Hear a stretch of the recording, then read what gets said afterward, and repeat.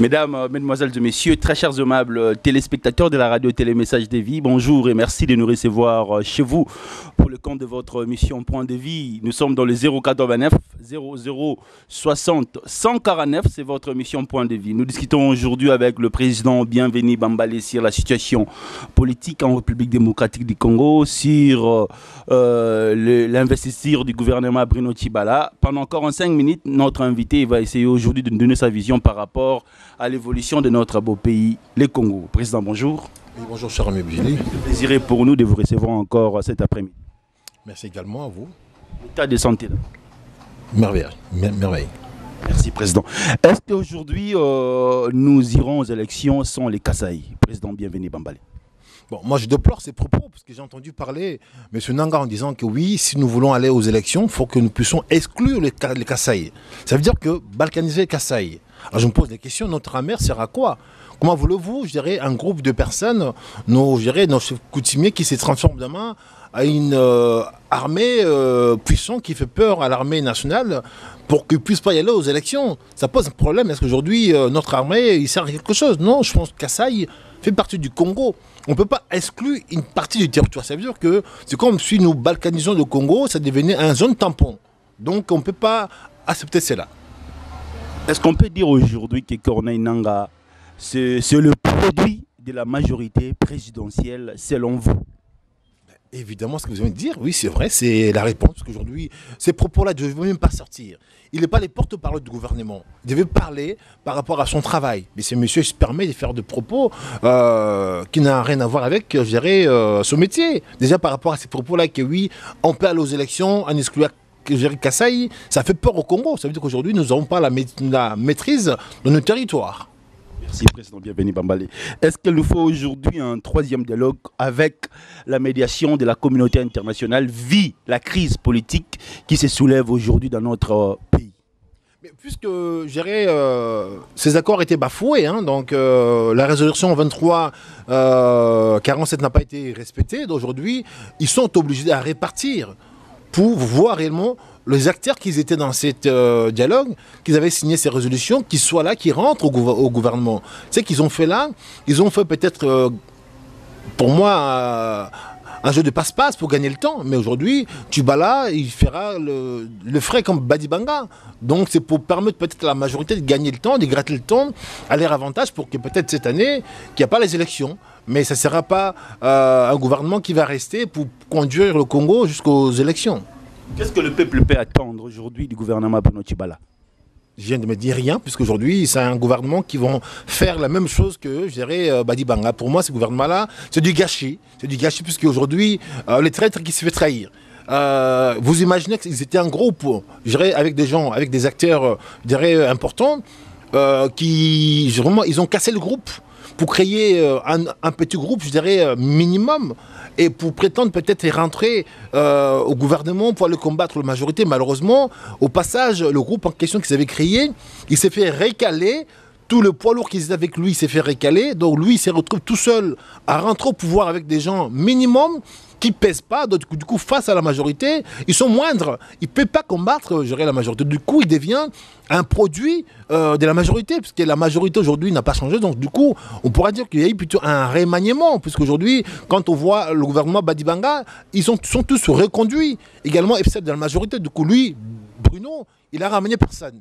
Donc les gens qui étaient avec lui, c'est poids lourd qui étaient avec lui. On a entendu parler de Olengakoy, on a entendu des KTBK Toto, on a entendu parler de Moubake, on a entendu parler de le Roger Lumba. Tous ces gens-là, ils ont été récalés. Donc du coup, dans ce gouvernement, ils sont obligés de ramener des suppliants, puisque les autres, le chef de l'État, vraiment, on ne les a pas voulu. Donc, comme je dis, traite, qui s'est fait trahir. Donc c'est bien fait pour eux.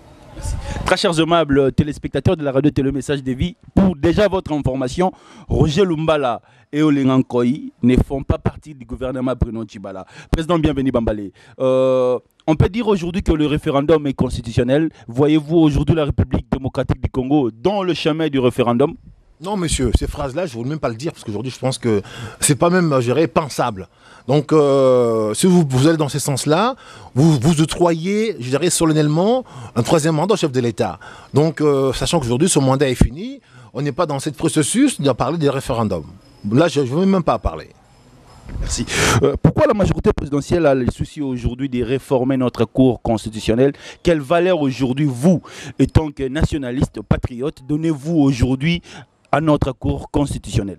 Alors je pense que là plutôt, il faut même qu'ils se posent des questions. Si aujourd'hui ils veulent réformer ces cours-là, c'est grâce à cette cour ils ont obtenu leur arrêt 70. Donc si la cour n'était pas, je dirais, efficace, n'était pas très bien, pourquoi ils ont laissé la cour leur donner leur arrêt 70, qui fait que le chef de l'État restera au pouvoir jusqu'à ce qu'on aura les élections. Au passage, après, quand ils ont reçu leur bénédiction de la cour, maintenant ils veulent les réformer. Donc je pense que ce pouvoir, il se sert des gens. Quand ils ont plus besoin, ils balayent. Aujourd'hui, le gouvernement Bruno Tshibala est là. Dans l'accord, c'était prévu que ce gouvernement puisse avoir 54 ministres, mais aujourd'hui, c'est 59. Est-ce que ce gouvernement viole l'accord du 31 décembre et l'arrangement particulier? L'accord a été violé, parce qu'aujourd'hui, malheureusement, ce sont l'argent des contribuables qu'on dépense. Parce qu'on a vu dans un pays un ministre plutôt un premier ministre qui a démissionné, mais qui est resté quand même au pouvoir pendant un mois. L'autre qui était nommé, il est resté un mois sans, je dirais, gouvernement. On a eu deux premiers ministres dans un même pays, les deux qui sont payés aux frais des contribuables. Tout ça, il faut revoir. On parle de l'économie, les gens, il manque l'argent, mais on voit le gaspillage du déni public. Président, quel est le caractère objectif que le peuple congolais cherche aujourd'hui? Les gens ils veulent l'alternance, les gens veulent les changements. Et on veut un changement dans tout. Je dirais aujourd'hui, on a assez vu nos politiciens actuels, ils ont montré leur insuffisance, ils ont montré leur incapacité. Ils sont allés au pouvoir pour s'enrichir, pour construire des maisons, faire des enfants, épouser des femmes. Ils ne pensent pas à la population. Aujourd'hui, la population a besoin d'avoir du social. Nos jeunes gens, étudiants, diplômés, chômeurs, ils veulent du travail. Ces gens-là, ils ne savent pas en créer. Ce ne sont pas des entrepreneurs, ce sont des politiciens. Ils font la politique pour leur gérer bailleurs de fonds et pour eux-mêmes. Donc du coup, des gens comme ça, là, si vous laissez à la continuité, le pays finira pas. C'est-à-dire, on ne pourra pas s'en sortir. On a besoin que le pays s'en sorte. On a hérité un pays riche, avec tous ces diversités vraiment en minerais. Malheureusement, la population n'en profite pas. Donc ça pose un problème. Ou bien nous avons des acteurs de mauvaise foi qui n'aiment pas les gens, qui laissent espérer les gens dans la pauvreté, et eux, ils s'enrichissent abusivement. Posez la question aux gens qui rentrent au pouvoir pieds nus, qui sort riche à 10 générations. Merci, Président. Bienvenue, Bambale. Aujourd'hui, les Nations Unies ne reconnaissent pas le gouvernement Bruno Tshibala. Est-ce qu'aujourd'hui, la RDC est fort sur le plan diplomatique? Vous savez, aujourd'hui, le gouvernement de Tshibala, je pense que malheureusement, il manque un carnet d'adresses. Le Congo ne peut pas être clôturé. On a besoin d'avoir des relations extérieures. Il faut des gens qui ont des connexions, comme on dit. À nous-mêmes, nous avons un PIB de 48%. Nous bénéficions de 52% qui viennent de l'extérieur. Sans ces aides extérieures, on aura du mal peut-être à réaliser des choses, faire les élections, tout qu'on sort. Du coup, ce gouvernement-là, c'est vrai, c'est fait, c'est créé pour peut-être faire encore un tour de passe-passe au chef de l'État, parce qu'aujourd'hui, il a besoin de gagner du temps, comme il a fait Trump avec Badibanga. Et là, on a envie encore de faire 2 mois avec Tshibala, et après le faire tomber, peut-être pour pouvoir, après le dialogue, pour faire rentrer les vrais gouvernements, donc il veut du renseignement, mais tout ce temps-là, seulement pour tuer les temps, au gouvernement qui rentrera en 3e fois, pour ne pas leur permettre de faire les élections cette année, que nous puissions se projeter avec l'accord de l'OIA, faire les élections en 2018. Merci. Quel est le vrai problème de la décentralisation aujourd'hui dans notre pays, et qui a le mandat aujourd'hui de parler au nom du peuple congolais? Monsieur, ces problèmes-là, c'est un problème que pour moi, c'est grave. Quand on parle de la décentralisation, c'est balkanisé un pays. On avait 11 provinces et c'était gérable. Maintenant, vous créez 26. Alors, 26 provinces aujourd'hui où il n'y a pas d'administration. 26 provinces aujourd'hui où on n'a pas le contrôle. Vous laissez des gouverneurs sortir de nulle part décider des territoires. Aujourd'hui, donc, ils peuvent décider, vendre nos terres, je dirais, aux expatriés. À qui aujourd'hui, on parle, le Congo, c'est quoi? C'est notre sous-sol. Le minerai à qui le Congo a. Mais quand on parle aujourd'hui de la décentralisation, c'est-à-dire que le gouverneur, ils ont le pouvoir central. Ils peuvent décider rapidement, même sans poser la question, je dirais, au gouvernement central. C'est ça aujourd'hui la facilitation. C'est bien pour les affaires, je suis entrepreneur. Mais pour tout un pays, c'est couper un pays, ça. Couper un pays. Demain, aujourd'hui, on pourrait mettre des drapeaux dans tout ce pays-là, et puis citer le nom. Ça devient des pays, de tout petits pays dans un grand pays. C'est ça aujourd'hui. Donc, on a balkanisé un pays, mais sans mettre les drapeaux. Pour moi, je dirais, c'est grave. C'est une bêtise qu'on a fait. J'aurais voulu que nous restions avec 11 provinces. C'était tenable pour le Congo. Maintenant, 26 provinces, sans administration et puis sans budget, ça pose problème. Merci. Très chers aimables téléspectateurs, nous sommes là en présence de M. Bienvenu Bambale, qui est président du MJC, qui est une partie politique de centre. Président, aujourd'hui, si le peuple congolais vous pose la question, est-ce que l'économie existe-t-il au Congo encore aujourd'hui? Nous avons, comme notre économie aujourd'hui est formelle, les Congolais vivent de jour au jour. On dit l'article 15. Aujourd'hui, le Congo a bâti, sa politique sur nos minéraux. Puisqu'on s'est dit, oui, le Congo, c'est un pays riche, on a des minéraux. Mais à part ces minéraux-là, on ne sait pas la transformer. Donc, aujourd'hui, quand on dit oui, nous avons des problèmes puisque la cour des matières premières a chuté. C'est vrai, la réponse est ça. Puisque ce n'est pas des entrepreneurs. Ils ne savent pas créer l'argent. Donc, ils ont seulement besoin d'aller sortir nos minéraux et à l'état brut qu'il est et aller les vendre. Alors, ça fait 50 ans que le Congo est sorti de l'indépendance, mais nous vivons encore à l'âge de pierre, vraiment à l'âge de pierre.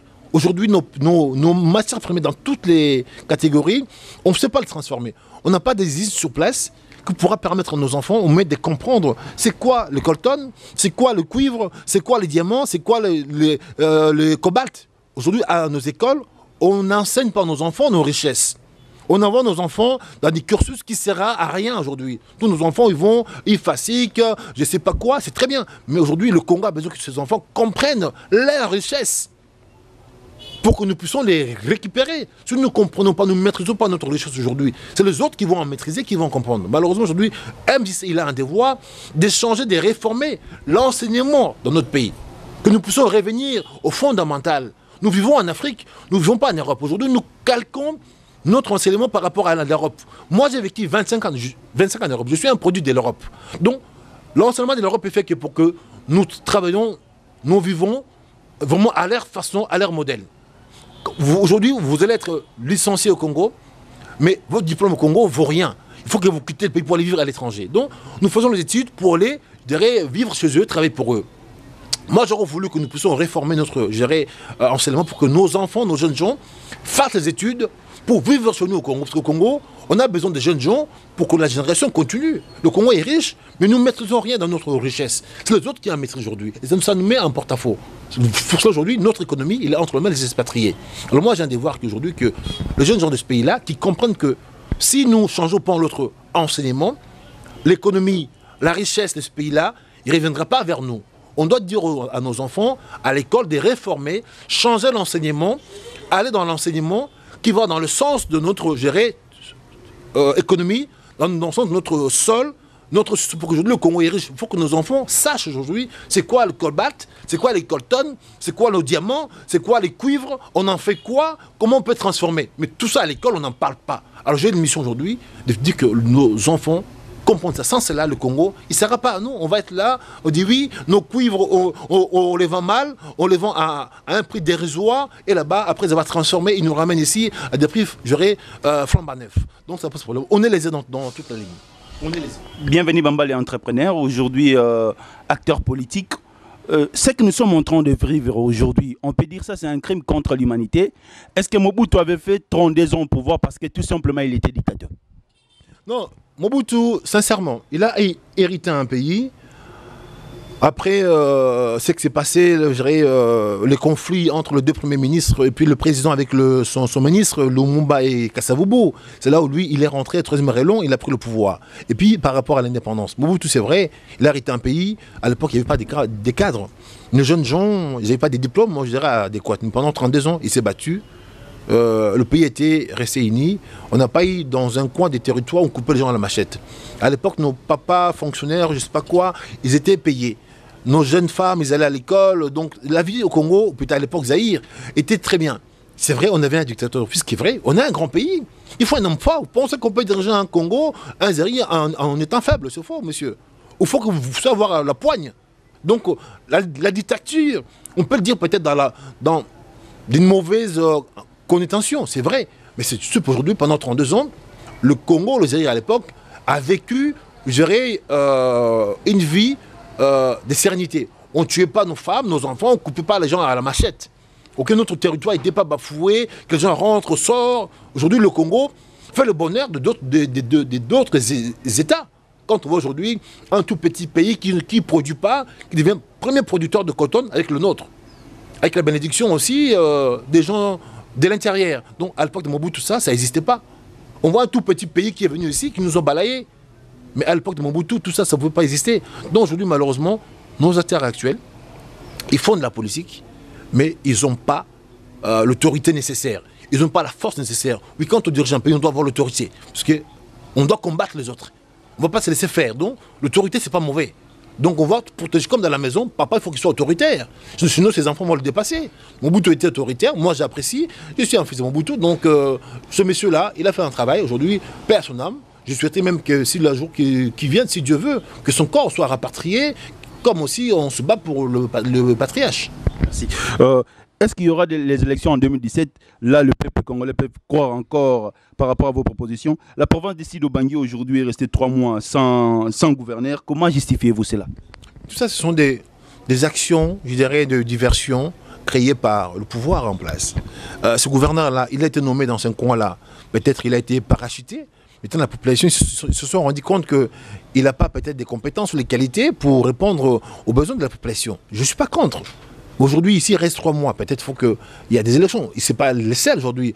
On voit aujourd'hui nos députés, ils sont tous hors mandat. Donc je pense qu'il est temps quand même à la tête du pays qui se décide de quelle façon pacifier le pays. Je suis content de voir que nous avons reçu des gens qui sont venus étant que nos libérateurs. C'est bien, ils nous ont libérés. Malheureusement, aujourd'hui, nos libérateurs, ils ne veulent pas passer la main, ils deviennent nos oppresseurs. La police encercle aujourd'hui les sièges de l'UDPS. Le corps du patriarche ne viendra plus aujourd'hui les 12. Votre point de vue sur ça et sur l'avenir de l'UDPS? Malheureusement, ce sont des propos qui encore aujourd'hui qui fait mal. Parce qu'aujourd'hui, quand on voit un homme, aujourd'hui, moi je vais répondre à cette question en tant que combattant. Je suis rentré au rassemblement pour ce monsieur, patriarche, pour moi, pour le père. Donc je combattais à ce côté pendant 15 ans en Europe. Je suis rentré avec lui pendant 1 an ici. On était avec lui, tout ça. On a vraiment voulu porter le changement. Mais on ne s'est pas entendu. Mais Dieu a fait autrement. Mais maintenant, ce monsieur, il est mort. J'aurais voulu quand même qu'on laisse ce monsieur, son corps rentrer au pays par la grande porte. Ce qu'on demande aujourd'hui, on ne demande pas grand-chose. Hein. Un espace public. Que ce corps soit là, exposé. On ne veut pas qu'il soit enterré en cimetière pour qu'il soit oublié. On veut que ça devienne notre Mandela, notre Gandhi. On l'expose. C'est lui qui a... L'expose où, président? Je dis... Vraiment des endroits publics, les lieux publics, des ronds-points publics. On peut citer le nom, Mollard, Selemba ou Willery. Contre aujourd'hui si on enterre le patriarche dans son siège l'UDPS? Non, c'est-à-dire, c'est petit pour ces messieurs-là. Ils méritent d'être vraiment, je dirais, exposés. Ils méritent un mausolée comme on a fait à Mosée. Hein, Mosée, là, il y a un mausolée en pleine ville. Vous savez que légalement, dans un pays qui se respecte, on ne peut pas poser un mausolée devant un palais présentiel. Dans la loi, c'est interdit. Mais là, personne n'en parle aujourd'hui. Mosée, il est exposé en ville, devant le palais présentiel. Légalement, dans la loi, c'est interdit. Mais on n'en parle pas. Mais Mosée, il est son mausolée. C'est un autre héros national, père son âme. J'aurais voulu aussi que monsieur, je dirais, Félix, plutôt, papa Tshisekedi, qu'il a son petit mausolée. Si on ne veut pas l'emmener en ville, ok, c'est un homme de peuple. Donnez-le à Marcelemba ou Kingasani, peu importe, qu'il a son petit mausolée pour le peuple. On pourra unifier le pays. On n'a pas besoin de couper le pays. On a pacifié le pays pendant ces temps-là. Le pays était presque en danger. Pendant ces deux dates-là, 19 et 20, ces messieurs l'ont dit non, mes enfants, on ne met pas le chaos. Laissons faire. Ces messieurs qui là, ils sont glissement. En douceur, il partira. Il a pacifié le pays. Maintenant, lui, il vous a remis un pays dans un plateau. Pourquoi pas qu'à votre tour, vous le rendez aussi l'ascenseur? Le mec, il est mort. Un mort ne parle pas. Pourquoi pas donner un mort, moi, sa légitimité, qu'on puisse l'enterrer pour que nous puissions tous aller ensemble, parce que nous sommes tous le Congolais. Le Congo appartient à personne. Mais malheureusement, en face, j'ai l'impression que ces gens-là, ils ne veulent pas comprendre de la sorte. Aujourd'hui, les élections s'est déroulées, c'est passé en France. Emmanuel Macron, aujourd'hui élu président à l'âge de 39 ans. MJC, une partie politique qui se soucie de la jeunesse. Est-ce que vous avez aujourd'hui des leçons à tirer de la France et de ces élections? Cher ami, je vous avais dit qu'aujourd'hui, ce n'est pas des leçons. Nous avons le même parcours. Nous avons les mêmes projets. Tout parti politique a un devoir d'aller conquérir le pouvoir d'État. Hein, Macron, il est sorti de nulle part. Hein. Aujourd'hui, le MJC, c'est un mouvement centriste qu'on parle pour la jeunesse. Nous voulons renouveler la classe politique. Macron l'a dit, il veut tout presque raser. Vous avez vu, il a balayé gauche, droite, le poids lourd qui hésitait là, ils sont tous tombés. On a vraiment un devoir de faire ça. Parce que nous sommes les seuls qu'on peut faire ça. On ne peut plus laisser nos politiciens continuer dans cette continuité. Ils pensent que le pays les appartient. Hein, gauche, droite, on a des politiciens avérés qui s'enrichissent avec de gros ventres qui bouffent l'argent du peuple et puis qui ne pensent même pas. On a un devoir de stopper cela. Donc pour cela, nous avons un devoir de faire d'abord l'éveil patriotique, la prise de conscience à la jeunesse et le courage. Sans le courage, on ne peut pas s'élever pour aller chercher, je dirais, son droit. Donc, jeunes Congolais, prenez votre conscience. Le pays vous appartient. Ok? Prenez votre courage. C'est votre vie dont on parle. Et puis soyez conscients. Si vous n'êtes pas conscient, monsieur, c'est votre vie dont aujourd'hui nous parlons. Vous allez vous retrouver diplômé, gradué, et votre diplôme restera à la maison, parce que ces papas-là, ils ne veulent pas partir. Il faut que nous puissions les aider. Le MJC a un devoir, je dirais même le mot, rassembler. Le MJC, ça, pour moi, ça devient un nom. Première marche de l'escalier. Aujourd'hui, je parle pour les jeunes du Congo. Donc, je peux citer les jeunes de PPRD, les jeunes de IDPS, les jeunes de l'ICD, les jeunes de MLC. On a besoin de se rassembler. On veut un mouvement de jeunes pour aller chercher ce pays-là, pour pacifier le pays et puis vraiment radicaliser ce pays-là. Je dirais rompre, créer une rupture avec tous ces politiciens véreux. Moment opportun, on se décidera. Mais il faut que nous allons faire. Macron a fait, on va le faire au moment important. Et pour l'instant, nous sommes là, dans l'enseignement. Nous voulons d'abord éveiller. On fait l'éveil patriotique, au moment important, on vous dirait, là on veut aller. Merci, Président. Mettons un peu la politique de côté, parlons maintenant du social du Congolais. Aujourd'hui, le social du Congolais est mis à part. Les politiciens aujourd'hui sont à la recherche des postes. Hier, le dollar c'était à 13, aujourd'hui c'est à 14,5. Tout ça, quand vous voyez tout ça, bienvenue Bambale, vous étant que Congolais, quelle est votre vision sur l'avenir du peuple congolais? Et dans l'autre partie du Kassa, il y a toujours l'insécurité. Comment on peut aujourd'hui retrouver la sécurité dans tous les coins de notre beau pays? Ces questions, je vais les répondre en tant qu'entrepreneur. Comme je disais aujourd'hui, malheureusement, nous avons des politiciens qui ne sont pas entrepreneurs. Le dollar flambe puisqu'aujourd'hui, nous utilisons la planche à billets. Notre monnaie est fabriquée ici.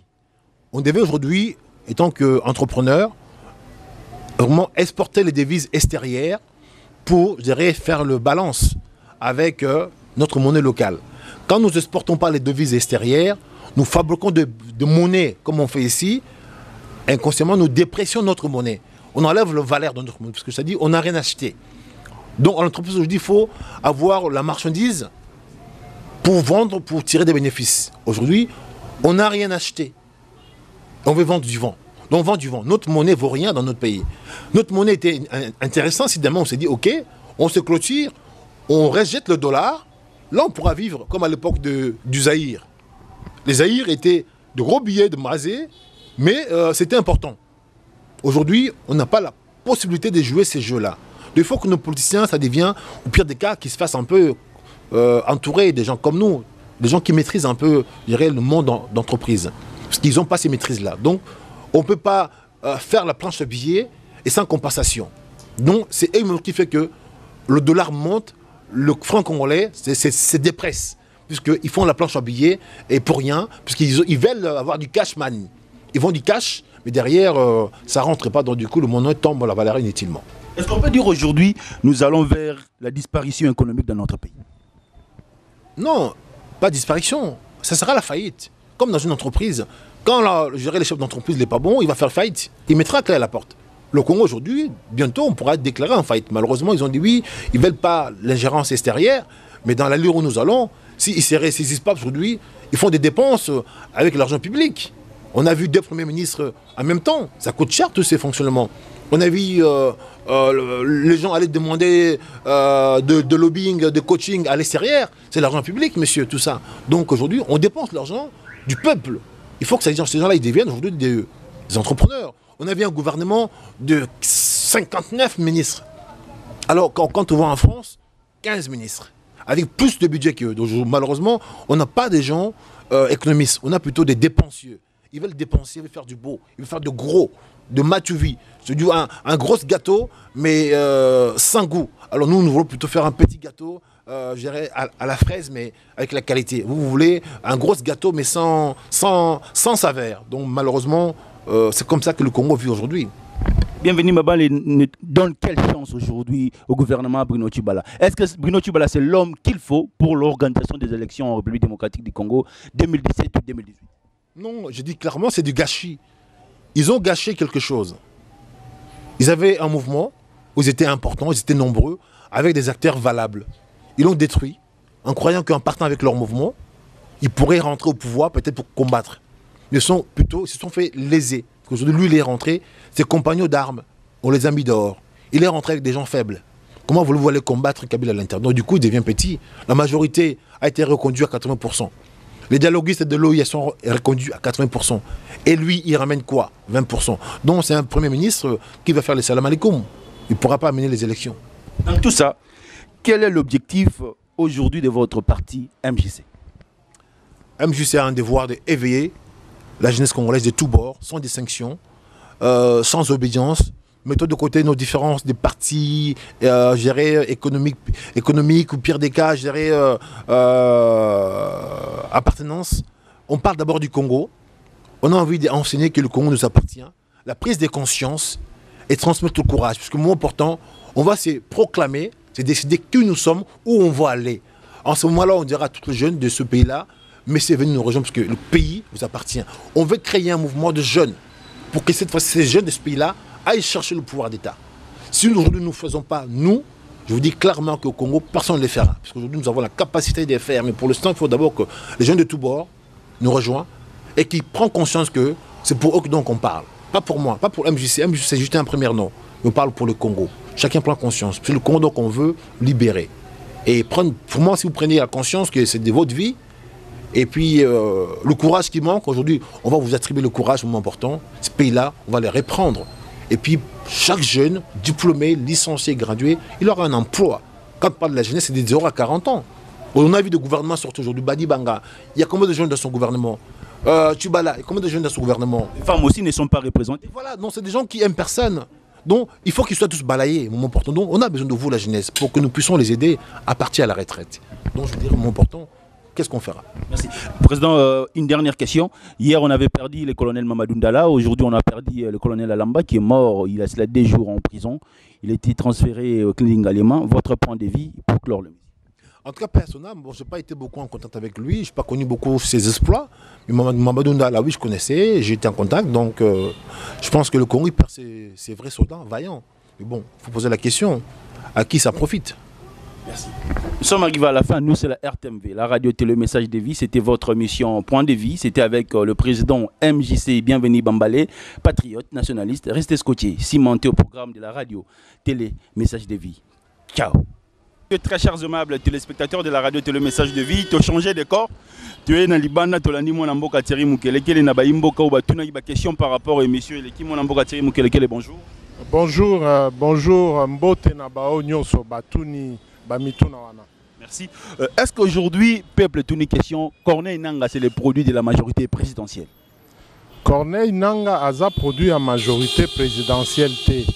Corneille Nanga a technicien ya CENI.